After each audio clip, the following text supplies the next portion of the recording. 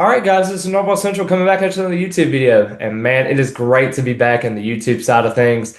Man, I'm super excited because Florida State football is less than 3 weeks away, and I cannot believe it. We are getting closer and closer to the season opener against New Mexico State, and I'm super excited to see how Florida State's going to just do everything correctly this year. Hoping and praying that it happens because Florida State has been through some rough times the last 6 years. Had two winning seasons including that glorious 13-1 run that ended off just getting stuff from the playoffs and the Georgia bowl game. And ever since that point, Florida State's kind of been in a downward spiral that they needed to kind of get back from. And I just want to talk about a couple of things today because fall camp is here. They just had their fall camp scrimmage recently, their second one, last one of the fall camp season. Kind of before we get into our game week process and everything, the roster looks completely different because you're seeing guys in the transfer portal coming out. You're seeing new guys in the recruiting cycle. You're seeing a lot of different new pieces. And Florida State definitely needs them. I mean, they want to be able to retool and being able to get back to where they once were, and that includes winning championships like they used to. And obviously, fans are not happy with Mike Norvell. They want to see them be successful. And while my name does suggest that I do support Mike Norvell, I'm always going to support the program. I'm always going to be there. I'm a season ticket holder. I'm a sunshine pumper by choice. And obviously, I want to see Florida State be successful, but I also understand the standard at Florida State. I want to see championships again. And obviously, you're seeing the BCS National Championship game back in 2013. That was way too long ago. I want to see Florida State be dominant, successful again. And I think it's going to be able to come, but you have to be able to do the right things and be able to finish.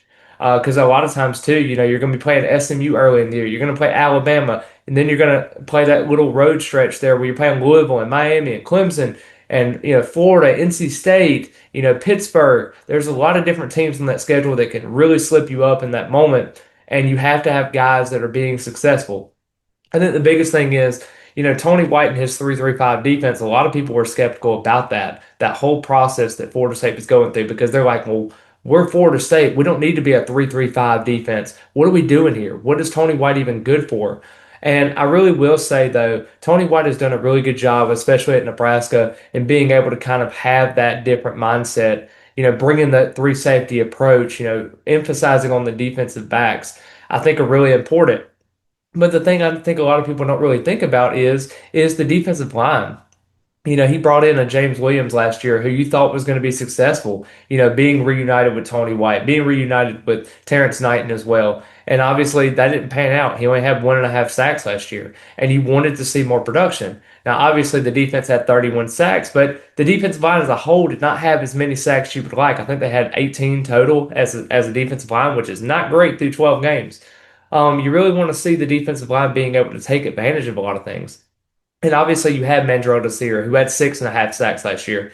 Might have some other guys stepping up too, but Barker was your second leading sack getter, and he's a defensive back. He's a safety. And obviously, he's going to play the rover position this year, but you've got to have more guys there to be able to rush the passer.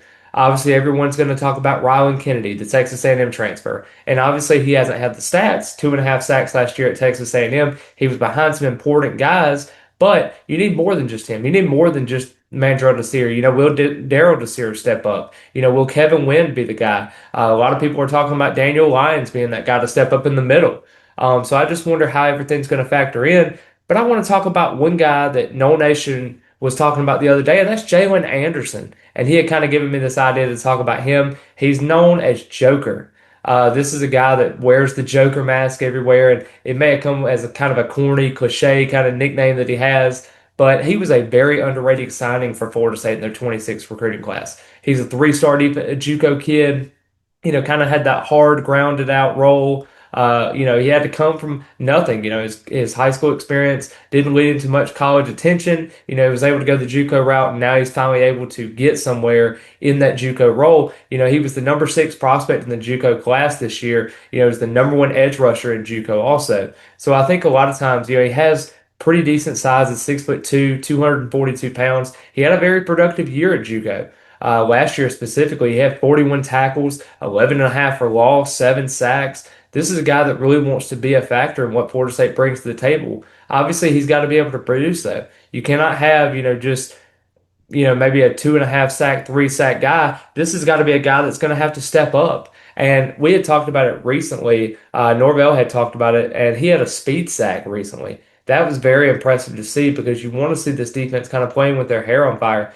And I know that a lot of times with Florida State, how you want to factor everything in, the thing is, you're going to have those three safety approach, and KJ Kirkland talked about it the best. You want to have those guys being communicative with one another, and I know guys like Jason Lopez are stepping up on the offensive end. You got your Deuce Robinson, your Ashton Daniels, but your defense is like, man, you have Chris Jones as your linebacker and your heat-seeking missile, but you got to have help on the defensive line because if you don't, you're going to end up having a Jaden Boss situation like you did last year, where you had 225 rushing yards to have Florida win, and they were 3-8 going into that game. You don't want to see 3-8 Florida go, into the swamp. And I know that's a hard place to play, but man, I mean, that's got to be a game that you got to win.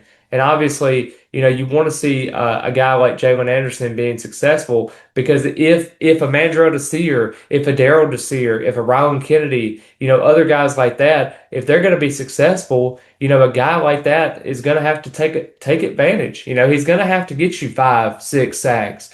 And I know it's going to be a lot for coming from a guy that's on JUCO. And, sometimes in JUCO, you don't really understand the factor of, okay, you got to play every snap at 100%. These guys are not, on the same level as you. You're actually performing at a high level because your skill set is so much better than theirs. But unfortunately, that's not how it is in college football. You have to be able to do that because the guy across from you can be just the same or if not better. So you have to outwork someone. And oftentimes, you see a lot of people just taking off on third downs or not specializing, not doing things the right way, not following their technique, getting lazy, whatever the case is. Tony White doesn't need that this year. A lot of times after that first couple of games, everyone started talking about the UCLA coach vacancy. And then it seemed like the defense was just kind of playing off and didn't really stay focused as much. Florida State does not need that this year. Mike Norvell is on the hot seat, and obviously this season is very important to his health in terms of job security, and obviously you have to win. And Florida State is a program that has to win. You have to be able to have standards and expectations, and obviously the defensive backs can be so good, but the problem is they can't generate any turnovers if the defensive line isn't getting any pressure. I mean, you have to give them some exotic looks to be able to have something. And obviously, if you want to have Jalen Anderson as kind of your Sudafed, type of defensive end that you want to rely on, I think it's going to be so important. Having him be a critical part in what it brings to the table in terms of your defensive line. I know everyone talks about the Desir twins and Kevin Wynn because you brought them back from the transfer portal, but a guy like Jalen Anderson is going to be so impactful for what Florida State does on defense because he can play that Fox position that a lot of people are wanting to see from this defense that we didn't really get to have last year. I know Nick Williams is a guy, very young, energetic coach that wants to see Florida State be successful. You have to have Jalen Anderson to be that focal point in your defense. Not necessarily saying he's got to be the top guy because I think if you're paying Rylan Kennedy that much in NIL and being able to be that guy along with the Desir twins and Kevin Wynn, you want to see those guys be successful too.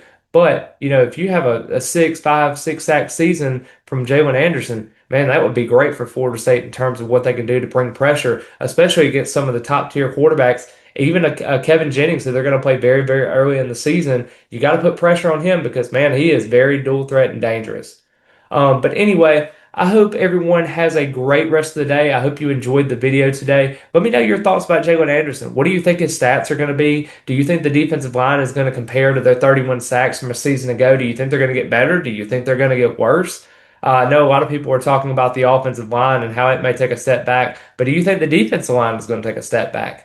Let me know in the comments down below. Subscribe to the channel because I'm trying to grow this channel every single day. I'm trying to get to the point of monetization again. I've kind of taken a break and want to get back to kind of daily uploading or at least getting close to it.